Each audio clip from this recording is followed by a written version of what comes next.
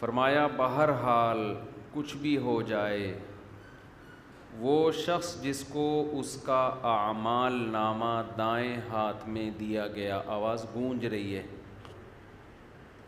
جس کو اس کا اعمال نامہ رائٹ ہینڈ میں دیا گیا، فَيَقُولُ هَاؤُمُ اقْرَءُوا کتابیہ، وہ پکار اٹھے گا، چیخے گا، اپنے اہل و عیال کی طرف لوٹے گا اور کہے گا ارے اقرؤوا کتابیہ، میرا اعمال نامہ پڑھو، پڑھو میرا اعمال نامہ، میں کامیاب ہو گیا۔ آپ دنیا میں دیکھا کریں کہ جب کسی کو تھوڑی سی کامیابی ملے، اس کو اسٹیج پہ بلا کے ایوارڈ دیا جائے، کیسا خوش ہوتا ہے وہ، ویڈیو بنواتا ہے، تصویریں بنواتا ہے، اور ایک عجیب جذباتی کیفیت ہوتی ہے اس کی۔ اس وقت خوشی کا کیا عالم ہوگا۔ آج کامیابی جس پہ ہم بہت خوش ہوتے ہیں، مجھے اپنا جب بھی میں یہ آیت پڑھتا ہوں نا، مجھے میٹرک کا رزلٹ یاد آتا ہے۔ میں نے میٹرک میں حسب معمول شرارتوں کے علاوہ کچھ بھی نہیں کیا تھا۔ ہم لوگ شرارتی تھے ایک نمبر کے، اللہ تعالیٰ معاف فرمائے۔ غلط قسم کی شرارتیں نہیں تھیں، کوئی غیر اخلاقی۔ دل چاہتا تھا کہ پڑھنے کے علاوہ دنیا کا ہر کام کیا جائے، جو کہ سچے پاکستانی ہونے کی دلیل ہے۔ تو مجھے امید ہی نہیں تھی کہ میٹرک میں کوئی اچھے نمبر آئیں گے میرے، اور نقل بھی نہیں کرنی تھی، یہ بھی فیصلہ کیا ہوا تھا، وہی نقل پھرے ورے نہیں چلانے۔ گھر سے صلواتیں شروع ہو چکی تھیں کہ اس کا رزلٹ کوئی اچھا نہیں آئے۔ امتحان کے دنوں میں پھر ہم پر ایک ٹینشن مسلط ہوتی تھی کہ یار اب کچھ پڑھ لو، پورے سال تو کھیل کود میں گزارا ہے، شرارتوں میں، مستیوں میں، اب ایک گھر والوں کا دباؤ بھی ہوتا تھا۔ تو بالکل امتحان جب سر پہ کھڑا ہوتا تھا، پھر پڑھنے کی کوشش شروع کرتے تھے، یہ ہو کیا رہا ہے، کتابیں لے کے بیٹھے ہوتے تھے۔ تو مجھے یاد ہے اپنا دن کہ میٹرک کا جب رزلٹ اناؤنس ہوا تو میں نے کہا میرا تو پتہ نہ صاف ہو جائے کہیں، تو میرا بی گریڈ آیا اور بڑی اچھی پرسنٹیج تھی، اے گریڈ تو نہیں لیکن بی گریڈ۔ میں بہت خوش تھا اس دن، حالانکہ یہ بہت وقتی یہ خوشی ہے، یعنی اگر آپ فیل بھی ہو جاتے تو ایک سال سپلیمنٹری میں آپ ٹرائی کر لیتے، یا اگلے سال دوبارہ دے دیتے، گھر والوں سے تھوڑی سی صلواتیں سننے کو ملتی نا، کھانا پینا بند تھوڑی ہونا تھا، وہ اسی طرح چلتا رہتا۔ اور اگر گھر والوں کی ٹینشن سے بچنا ہے تو دوبارہ فیل ہو جاؤ، پھر اگلے سال پھر فیل ہو جاؤ، تو گھر والے خود ہی بیزار آ کے کہتے ہیں کچھ اور کر لے بھائی۔ جب بھی آپ کو کوئی ٹینشن دے نا وہ کام بار بار کرو، اگلا خود پریشان ہو کے آپ کو پریشان کرنا چھوڑ دے گا۔ اصول یاد رکھو، دوسری شادی کر لی، مصیبت میں آ گئے، صلواتیں گالیاں تیسری بھی کر لو، مزید گالیاں پڑ رہی ہیں، مزید ڈپریشن میں جا رہے ہو، ٹینشن میں ایک اور کر لو، جیسی کی تیسی، لوگ خود ہی بیزار آ جائیں گے، یہ بندہ ٹھیک ہے ہی نہیں، اس کو اپنے حال پہ چھوڑ دو۔ تو لوگ آپ کا کانفیڈنس چیک کر رہے ہوتے ہیں، ٹھیک ہے نا، یہ کتنا ڈھیٹ ہے۔ تو ایک دفعہ فیل ہو گئے، اگر آپ چاہتے ہو کہ ٹینشن پارسل کرو، خود ٹینشن نہ لو، تو دوبارہ بھی فیل ہو جاؤ۔ خیر ہمیں توقع نہیں تھی، بہت اچھے نمبر آ گئے، تو بڑی خوشی ہوئی۔ تو مجھے وہ دن یاد آتا ہے، آواز صحیح آ رہی ہے آپ سب کو؟ تو مجھے وہ دن یاد آتا ہے کہ یار کتنی خوشی تھی، حالانکہ وہ تھوڑے دنوں کی ہے، کوئی ایسا بھی نہیں ہے کہ فیوچر اگر فیل ہو رہے ہیں تو ہمیشہ کا فیوچر تباہ ہو گیا، او بھائی سپلیمنٹری میں دے دینا، اگلے سال دے دینا، اگلے نہیں تو اگلے سال، ایک سال ضائع ہو جائے گا نا۔ اور پھر دنیا میں ہر کامیاب آدمی کے پیچھے تعلیم تھوڑی ہے. آپ تو ماشاءاللہ باڈی بلڈر ہیں, آپ جم چلا رہے ہیں نا, تو اس کا ایجوکیشن سے کوئی تعلق ہے؟ بالکل بھی نہیں. اگر یہ پڑھے لکھے زیادہ پڑھ لیتے تو یہ جو ابھی ان کو عزت یا ترقی ملی ہے, صحت ہی نہیں ہوتی. سب سے پہلی بات ہی دنیا میں, دنیا کی نعمتوں میں سب سے بڑی نعمت صحت ہے. ایک آدمی جو پی ایچ ڈی ڈاکٹر ہو یا کوئی بہت بڑی فلم ہو, صحت اچھی نہیں ہے, اس سے وہ ٹماٹر بیچنے والا زیادہ اچھا ہے جس کی صحت اچھی ہے. سمجھ رہے ہو؟ جو صحت اچھی ہے نا, جو ٹماٹر بیچ رہا ہے وہ زیادہ اچھا ہے. میں تبھی تو لوگوں سے کہتا ہوں, میں جب گاؤں دیہاتوں کی زندگی کو دیکھ کر آیا, میں نے دیکھا 100 سال لوگوں کی عمریں ہیں, پہاڑوں میں رہتے ہیں, چکی ان کی پانی سے چلتی ہے, آرگینک گندم خود اگاتے ہیں, خود کھاتے ہیں. ٹریکٹر ان پہاڑوں پہ چل نہیں سکتے, بیل سے ہل چلاتے ہیں. ان کو تمام لذتیں ان پہاڑوں میں حاصل ہیں جو ہمیں آج ترقی کے دور میں بھی حاصل نہیں ہیں.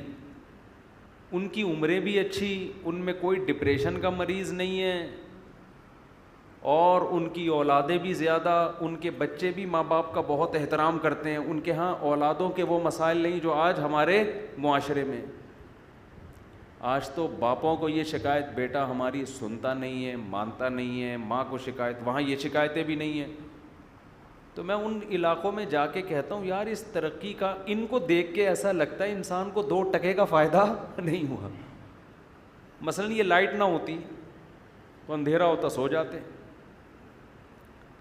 صبح اٹھتے جلدی اٹھ جاتے, صحت اچھی ہوتی, خراب ہوتی, اچھی ہو جاتی. فارمی مرغیاں نہ ہوتی تو یہ بھول ہے کہ ہمیں مرغی کھانے کو نہ ملتی, یہ غلط سوچ ہے. دیسی مرغیاں اتنی زیادہ ان کی پروڈکشن ہو جاتی کہ وہی ہمیں کھانے کو ملتی. اس کی میں ایک دلیل آپ کو یہ دیتا ہوں.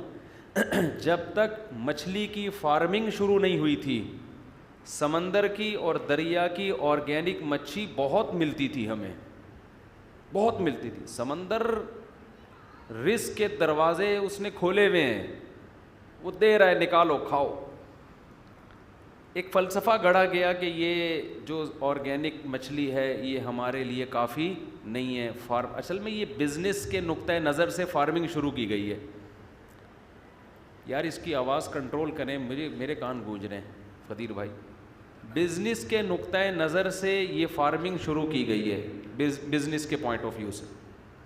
اس کا نقصان یہ ہوا کہ جب تاجر کو سستے میں اتنی زیادہ مچھی وہ پیدا کر سکتا ہے تو وہ آرگینک کی طرف جانا اس نے چھوڑ دیا. اس کی پروڈکشن ویسے ہی کم ہو گئی. اب لوگ سیٹ ہو جائیں گے کس پہ؟ آہستہ آہستہ فارمی مچھی پہ سیٹ ہو جائیں گے. جب فارمی مچھی پہ سیٹ ہو جائیں گے تو پھر وہ آرگینک بھی وہ ہو جائے گی ونس اپون اے ٹائم کہ ہمارے باپ دادا سمندر سے مچھی پکڑ گئے یا دریا کی اوریجنل مچھی پکڑ کے کھایا کرتے. حتیٰ کہ اب آپ فشری جاؤ گے نا, وہاں بھی آپ کو فارمی مچھلی مل رہی ہے. تو سمندر کے کنارے بھی آپ کو سمندری نہیں مل رہی. تو ہم نے گاؤں دیہاتوں میں بھی وقت گزارا ہے جو فارمی مرغی جانتے نہیں تھے, لیکن وہ دبا کے دیسی مرغی کھاتے ہیں. جب کھاؤ کھلائیں گے وہ, اس لیے کہ لوگ پھر پالتے ہیں. تو اگر یہ سائنسی ترقی نہ ہوتی, ہم دیسی مرغیوں پہ سیٹ ہوتے, ہم دیسی گندم پہ سیٹ ہوتے, یہ جو کھاد والی یوریا والی گندم ہے یہ نہ ہوتی, بہت کچھ ہوتا. خیر ابھی کیا رونا روئے بیٹھ کے آدمی. آپ لوگ کہیں گے کیا دینی باتیں ہم سننے آئے ہیں, مفتی صاحب نے کیا مرغی اور انڈوں کی باتیں شروع کر دیں. تو جی نام اعمال سیدھے آتے ہیں. میں بات کہاں سے یہاں سے ادھر سے ہم نے ٹریک بدلا کیسے نا. نہیں وہ تو ہے. ہاں میں رزلٹ کی بات کر رہا تھا کہ میں یہ عرض کر رہا تھا کہ ایجوکیشن اچھی چیز ہے, حاصل کرنی چاہیے. اس سے انسان پڑھا لکھا آدمی, میچور آدمی بہت کچھ ہوتا ہے, لیکن اس کو بھی اپنے سر پہ بہت زیادہ مسلط کرنے کی بالکل بھی ضرورت نہیں ہے. سب سے پہلے کیا ہے؟ صحت. اگر آپ کوئی چیز اپنے اوپر مسلط کر لو گے تو آپ کی صحت گئی بھاڑ میں, نہیں تیل لینے. سمجھ رہے ہو نا؟ مسلط تو کرنا ہی نہیں ہے، مسلط صرف آخرت کی فکر، بس جہنم سے بچ جائیں، جنت میں چلے جائیں. اس کے علاوہ مسلمان کسی چیز کی ٹینشن بالکل بھی نہیں لیتا. میں آپ کو بتاؤں، میں بہت پڑھے لکھے لوگوں سے بھی ملتا ہوں، سب کی بات نہیں کر رہا، لیکن میں نے بہت سو کو اوپر سے مینٹل ان کا دیکھا ہے تھوڑا سا سیٹنگ آؤٹ، بہت سو کو، تھوڑے نہیں، ہماری بھی ایک زندگی گزر چکی ہے اس معاشرے میں. پورے صحیح سیدھے نہیں، پورے صحیح نہیں ہوتے وہ، پورے صحیح. میں نے ان لوگوں کو دیکھا ہے جو کچھ زیادہ پڑھے لکھے نہیں ہوتے. معذرت کے ساتھ میں کوئی ایجوکیشن کی نفی نہیں کر رہا، بلکہ ایسے لوگوں کو بھی دیکھا ہے جو پڑھ پڑھ کے پاگل ہو گئے، بالکل بالکل ہی پاگل ہو گئے، دماغی توازن بالکل خراب. اس کی ایک وجہ تو یہ ہوتی ہے کہ ٹینشن بہت لے لیتے ہیں. امتحان کے دنوں میں کتنی ٹینشن ہوتی ہے پتہ ہے نا آپ؟ اتنی پاگل ہو رہا. ہمیں تو یاد ہے اپنا زمانہ، اتنی دماغ میں ٹینشن ہوتی تھی کہ اف، پیپر ہے، کل پیپر ہے، پرسوں پیپر ہے، کیا ہوگا کیا ہوگا. ایک عجیب، پہلے زمانے میں ہمارے علماء نے جو پڑھا ہے نا، جن طریقوں سے، جو بڑے بڑے علامے پیدا ہوئے ہیں، ان میں ایگزام کا کانسیپٹ ہی نہیں تھا. آپ کو تاریخ میں جتنے بڑے بڑے علامے ملیں گے مسلمانوں میں، انگریزوں کا مجھے نہیں پتا، وہ ایگزام ہی نہیں دیتے تھے. وہ ہوتا یہ تھا، کسی کو ٹیچر بنایا، جو جس فن میں ماہر ہے اس کو اپنا ٹیچر بنا کے اس فن کو اس سے سیکھنا شروع کر دیا. بس کوئی ایگزام نہیں ہے، آپ کی اپنی چاہت پر ہے کہ آپ سیکھنا چاہتے ہو تو سیکھو. امتحان ہم کیوں لیں بھائی آپ سے؟ امتحان کیوں لیں؟ آپ کا اپنا نقصان ہے اگر نہیں پڑھ رہے. امتحان لے کے ہم نے کیا کرنا ہے؟ سمجھ میں آ رہی ہے بات؟ تو طالب علم کو یہ احساس ہوتا تھا کہ بھائی میں اگر پڑھوں گا تو میرا فائدہ ہے، نہیں پڑھوں گا تو چھوڑو یار، رکشا چلاؤ، ٹماٹر بیچو، کچھ اور کام کرو. یہ جو مدرسوں میں بھی، ہمارے مدرسوں میں، اور جو ہمارا نظام تبدیل ہوا نا، یہ بھی انگریز کے بر صغیر میں آنے کے بعد ہوا ہے. کچھ چیزیں ہم لوگ مدرسے والوں نے بھی گوروں سے لی ہیں. ایک اثر تو پڑتا ہے نا، اثر تو آتا ہے، ورنہ پہلے یہ سیٹ اپ نہیں ہوتا تھا. بس بھائی علم حاصل کرنا ہے، بیٹھو، جس سے آپ نے قرآن حفظ کرنا ہے حفظ کرنا شروع کر دو، کوئی امتحان نہیں. حافظ بن جاؤ گے تو ساری دنیا کہے گی بھائی حافظ ہے، نہیں بنو گے تو تمہارا نقصان ہوگا. اس سے طالب علم میں شوق برقرار رہتا ہے. میں جب مدرسے گیا نا تو ہمارے مدرسے میں بھی میرا جو پہلا سال تھا اس میں امتحان کا کانسیپٹ نہیں تھا، تو میں نے بڑی محنت سے پڑھا. جب میں عربی گرامر میں نے پڑھنا شروع کی تو کچھ سوالات تو استاذ پوچھتے تھے، سبق پوچھتے تھے، کچھ میں فرضی سوالات بنا بنا کے اپنے آپ سے پوچھتا تھا. شوق بہت برقرار رہتا ہے ایسے. میں پتہ ہے ایسے جیسے ہم گردانے یاد کرتے ہیں نا، ضربا ضربا ضربو ضرب ضربتا، کس لفظ کا کیا معنی ہے. میں کیا کرتا تھا، پرچیوں پہ لکھتا تھا، کئی سارے صیغے لکھ کے پرچیوں پہ الفاظ لکھے، ان کو آپس میں مکس کر دیا، پھر پرچی اٹھا کے اپنا امتحان لیتا تھا کہ بتا بھائی اس کا مطلب کیا ہے، ٹھیک ہے نا، یہ کون سا صیغہ ہے. تو جب آپ میں پڑھنے کا شوق ہوگا تو آپ پڑھیں گے، نہیں شوق ہوگا تو امتحانوں سے آپ کو ڈپریشن کے علاوہ کچھ بھی حاصل نہیں ہوگا. اور یہ بھی آپ کو بتاؤں، جو امتحان میں پاس ہوتے ہیں، اچھے نمبر لیتے ہیں، ضروری نہیں کہ وہ ان کو آتا بھی ہو. امتحان میں تکے دبا کے چل رہے ہوتے ہیں. ہمیں کئی بار ایسا ہوا کہ ہم نے امتحان پورے سال پڑھا نہیں، رات کو ایک سوال دیکھ کے چلے گئے، اتفاق سے وہی آ گیا، چھاپ کے آ گئے. اور جو پورے سال پڑھتا رہا اس نے وہ والا سوال نہیں دیکھا، صبح پیپر میں وہ والا سوال آ گیا. وہ ان پڑھ ہو کے، اس کے وہ پڑھا لکھا ہو کے نمبر کم، اور ہم نے نہیں پڑھا اور نمبر ہمارے زیادہ. یہ تکے چل رہے ہوتے ہیں. تبھی جو کمپنیاں ہیں نا، جو صحیح کمپنی ہے، وہ آپ کے فن کو دیکھتی ہیں کہ آپ کو آتا کیا ہے. آتا ہے تو ٹھیک ہے، آ جا، نہیں آتا چل بھائی نکل یہاں سے. وہ ڈگریاں کہہ رہے ہیں اپنی پینٹ میں رکھو اس کو، ہمارے کسی کام کی نہیں ہے. ایک صاحب میرے پاس آئے، کہنے لگے میرے پاس کوئی ڈگری شگری نہیں ہے، سب جعلی بنوائی ہیں میں نے، تجربہ بہت ہے. آج کل ایک کمپنی میں ایچ آر مینیجر لگا ہوا ہوں. ایچ آر مینیجر بڑی فلم ہوتی ہے. تو میں نے کہا تمہیں، کہہ رہے بس ہم ایسی ٹوپی کرا کے نا کمپنیوں میں گھستے گھستے یہاں تک پہنچ گئے. کہہ رہا ہے لیکن بھاری بھرکم تنخواہیں مل رہی ہیں مجھے، کیونکہ میں کام ان لوگوں سے زیادہ کر کے دے رہا ہوں جو پراپر پڑھے ہوئے. ڈگریاں بنا لی تھی اس نے. تو کہاں سے کہاں بات چلی گئی. جو اصل بات میں آپ سے عرض کر رہا تھا، یہ تو درمیان میں یہاں بات آ گئی نا. اصل بات میں عرض کر رہا تھا کہ موضوع میں تو ابھی آ رہا ہوں انشاءاللہ سورہ الحاقہ کی طرف, لیکن کچھ بیچ میں غریبیاں بھی چلتی ہیں. تو بار بار آپ سے یہ عرض کرتا ہوں کیونکہ اتنے ڈپریشن کے مریض آ رہے ہیں ہمارے پاس پورا ہفتہ, tension depression stress, tension depression stress, یہی لفظ سن سن کے بیزار ہو گئے ہم پہ ٹینشن مسلط ہوتی تھی پڑھائی کی. مجھے یاد ہے جب میٹرک میں سرٹیفکیٹ ملا بھائی بی گریڈ, کیا خوشی تھی بھائی, پاؤں زمین پہ ٹکے نہیں رہے تھے. اور یہ لوگوں کو ہوتی ہے, اچھے نمبروں سے پاس ہو جائیں بہت مزہ آتا ہے. تو سوچو جس دن یہ اعلان ہوگا, ایک طرف جہنم کی آگ ہے, اللہ کا قہر ہے, اللہ کا غضب ہے, دوسری طرف جنت کے باغات ہیں, ایسی جنت مالا عین رأت ولا اذن سمعت ولا خطر علی قلب بشر.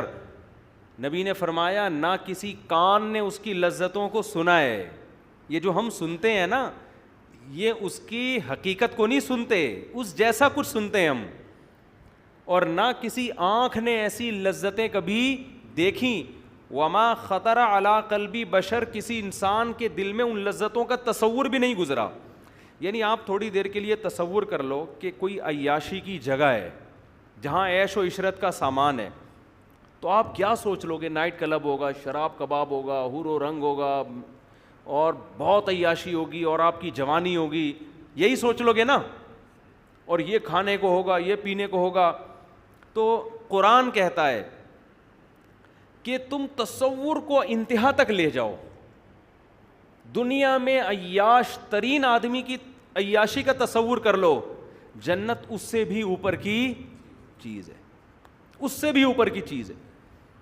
اور ویسے بھی عقل کی بات ہے, جو کائنات کو بنانے والا ہے, کریٹر ہے, دیکھو اس نے دنیا میں اتنی لذت کے سامان رکھے ہوئے ہیں. حالانکہ یہ لذتیں جو دنیا میں ہمیں مل رہی ہیں یہ کسی عمل کا بدلہ نہیں ہے, یہ تو اللہ نے ویسے ہی رحمت کی ہوئی ہے.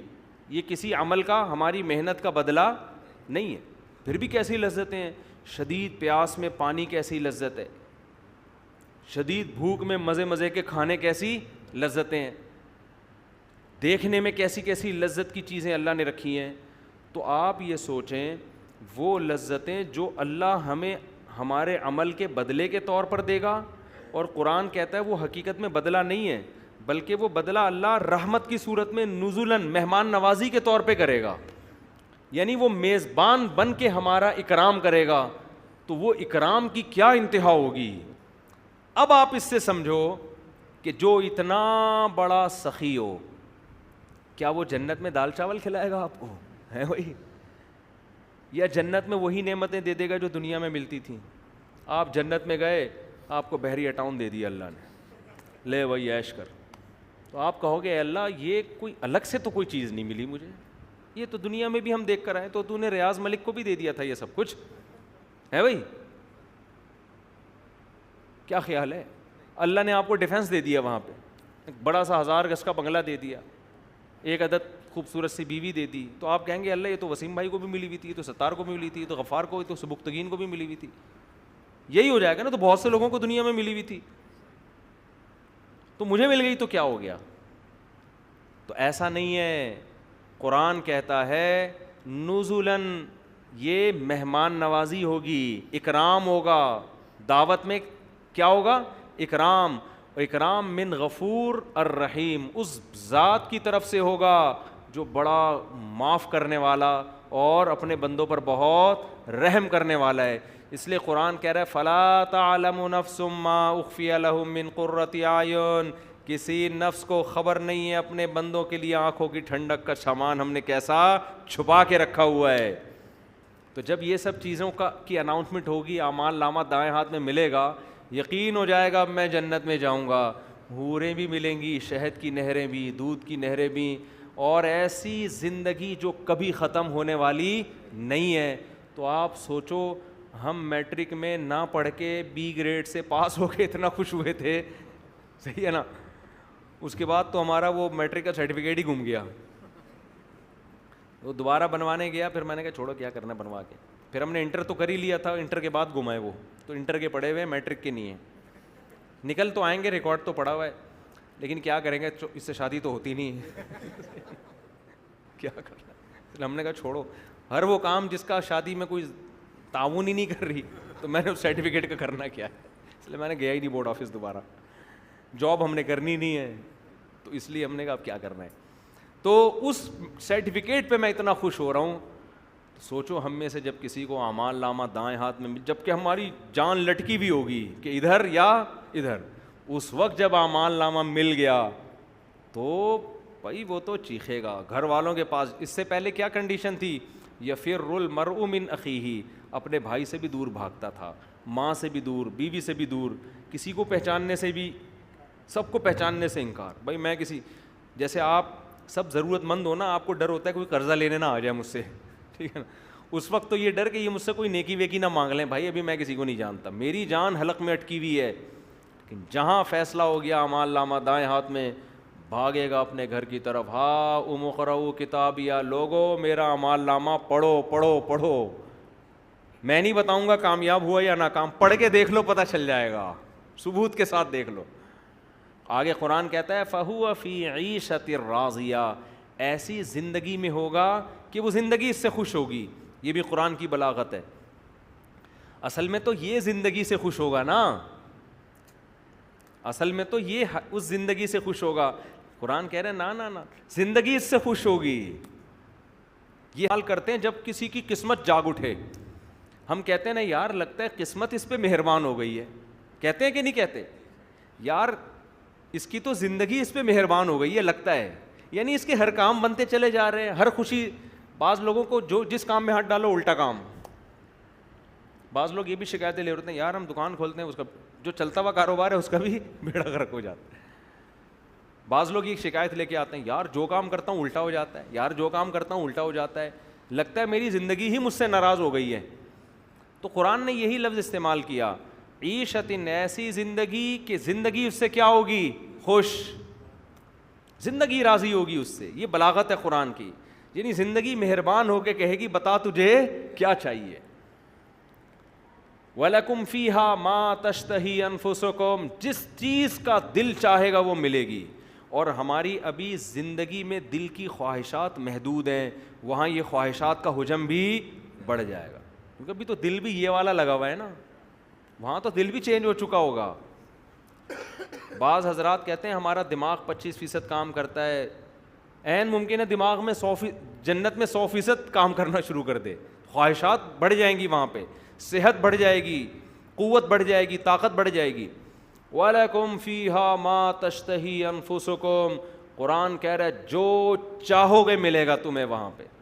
وَلَكُمْ فِيهَا مَا تَدَّعُونَ, جس چیز کو مانگو گے تمہیں ملے گا, ہر چاہت پوری ہوگی. نُزُلًا مِّن غَفُورٍ رَحِيمٍ, اللہ کہتے ہیں یہ بدلہ جو میں کہتا ہوں نا اعمال کا, یہ مجازن کہہ رہا ہوں اعمال کا بدلہ. تمہارے اعمال اس قابل نہیں ہے کہ ایسا بدلہ ملے, اس کو تو میں بدلہ تمہیں خوش کرنے کے لیے کہہ رہا ہوں. حقیقت میں یہ بدلہ نہیں ہے, میری طرف سے انویٹیشن ہے, دعوت ہے, اکرام ہے تمہارا.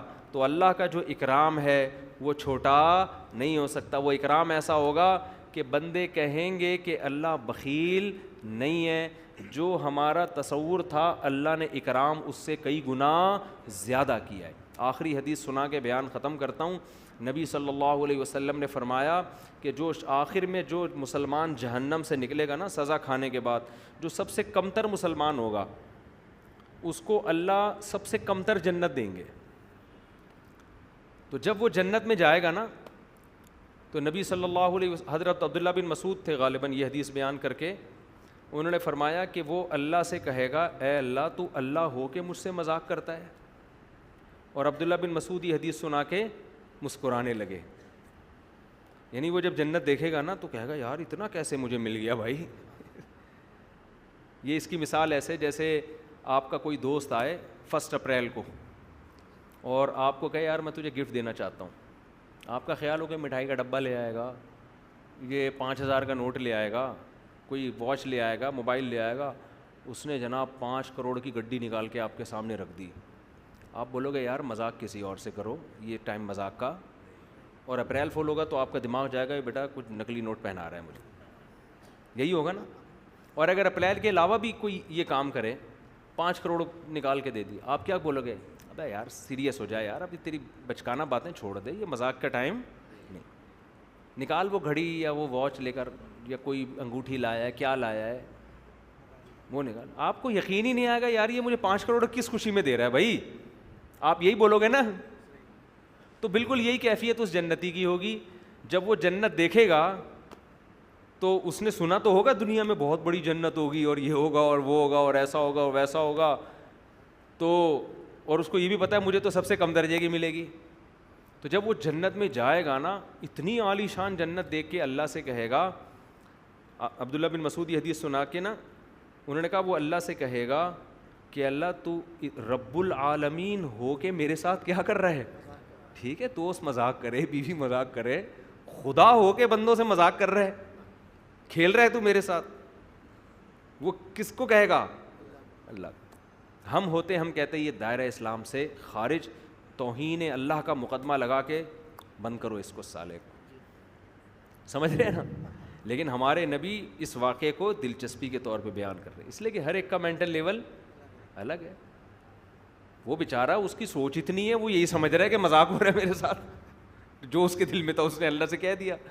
ہم لوگوں نے تو الگ ہی, سب کو ایک ہی لاٹھی سے ہانک رہے ہوتے ہیں. تو وہ اللہ سے کہے گا اے اللہ تو رب العالمین ہو کے میرے ساتھ کیا کر رہا ہے, مذاق. عبداللہ بن مسعود یہ حدیث سنا کے مسکرانے لگے. فرمایا پوچھتے نہیں ہو میں کیوں مسکرا رہا ہوں؟ تو آپ کے شاگردوں نے پوچھا بتائیں کیوں.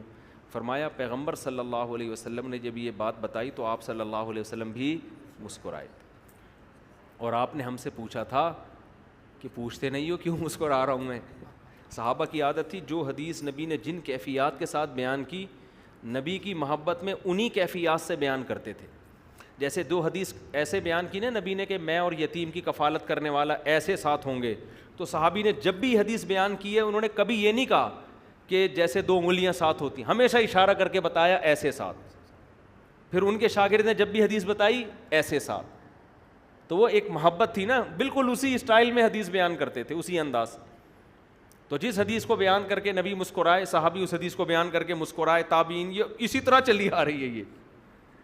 تو ابن مسعود رضی اللہ عنہ نے فرمایا کہ پوچھتے نہیں ہو کیوں مسکراتا ہوں. ساتھیوں نے پوچھا کیوں؟ فرمایا کہ نبی حدیث بیان کر کے مسکرائے تھے, اور فرمایا کہ پوچھتے نہیں ہو کیوں مسکراتا ہوں. تو ہم نے پوچھا کیوں؟ تو فرمایا کہ جب اللہ بندے کی یہ بات سنے گا تو اللہ بھی مسکرائے گا. اس بندے کو کیا ہو گیا ہے, کیسی باتیں کر رہا ہے. لیکن اللہ اس کی کیفیت کو جانتے ہوں گے, اس پہ اللہ کفر کا فتویٰ نہیں لگائیں گے. اللہ کو پتا ہوگا یہ بیچارہ کہ اس کی یہی کیفیت بننی تھی, کیونکہ اس کے ہوش اڑ گئے ہیں یہ جنت دیکھ کر. تو اللہ اس سے کہے گا کہ یہ حقیقت ہے, میں مذاق نہیں کر رہا, اور کہا کہ یہ جتنی تجھے نظر آ رہی ہے اس سے 10 گنا بڑی میں نے تجھے دی ہے. یہ ایک حصہ ہے جو تجھے دکھا رہا ہوں میں, اس سے 10 گنا بڑی ہے. تو اللہ کا اکرام میرے بھائی اللہ اپنے حساب سے کرے گا. خوش قسمت وہ لوگ ہیں جو اس زندگی میں تھوڑے سے گناہوں کو چھوڑ دیتے ہیں اور بہت بڑی جنت کے وارث بن جاتے ہیں. بدقسمت وہ لوگ ہیں جو چند گناہ ہیں جن کو اللہ نے کہا ہے چھوڑ دو, زنا, بد نظری, فحش فلمیں, یتیم کا مال کھانا اور بہنوں کی وراثت کھانا, نماز چھوڑ دینا, سود کھانا, یہ چند موٹی موٹے کبیرہ گناہ ہیں, ان کو چھوڑ دو. لیکن ہم ان تھوڑی لذتوں کے لیے بڑی لذتوں سے اپنے آپ کو محروم.